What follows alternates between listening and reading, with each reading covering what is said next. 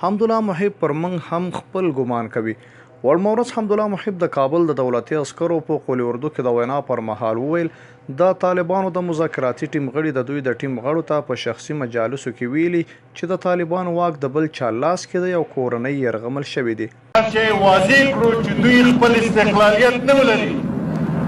زمونږ ټیم ته افرادو ته یې دا ویلي دي چې دوی استقلال نه لري. دا یې ویلي دي چې دوی معاصره دي، ګروګان نیول شوي دي، د دوی فامیلونه په پردي مملکت کې اوسېږي او هغه مملکت چې دوی ته لارښوونه کوي چې دلته تروریستي اعمال او اقدامات وکړي، هغوی ته د فامیل ته اجازه نه ورکوي چې ازادي ولري. همداراز محب دا هم ویل د ولایاتو په ټولو قول اردوګانو باندې ګرځېدلی او دا پر ځان فرض بولي چې د طالبانو وړاندې جګړې ته چمتووالی ونیسي. د طالبانو ویان ذبیح الله مجاهد پښتو پرسته وویل حمدالله محب پر موږ هم خپل ګمان کوي. نو موړي زیاته کړه زموږ د استقلال او خپلواکۍ مثال په دنیا کې نشته.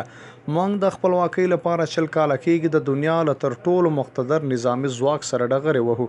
ښاغلي مجاهد وویل دا چې اوس د کابل ادارې چارواکي د عامه ذهنیت د تخریبولو لپاره بې اساس او کاذبې څرګندونې کړي موږ یې په کلکه ردوو. د حمدالله محب جګړیزو خبرو ته طالبانو د ورځې خبر تر نامو لاندې په یوه اعلامیه کې ویلي دا جګړیز مانورونه او اخطارونه د رژیم د ناکامۍ او شکست غمازې کوي.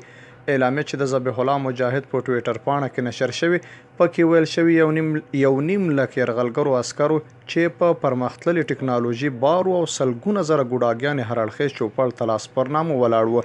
د اسلامي امارت مبارزه ټکنۍ نه کړه نو اوسنی ارګ او ټوپکیان خو یې بیخي د دې جوګن نه دي چې د اسلامي امارت له مجاهدینو سره پنجه نرمه کړي.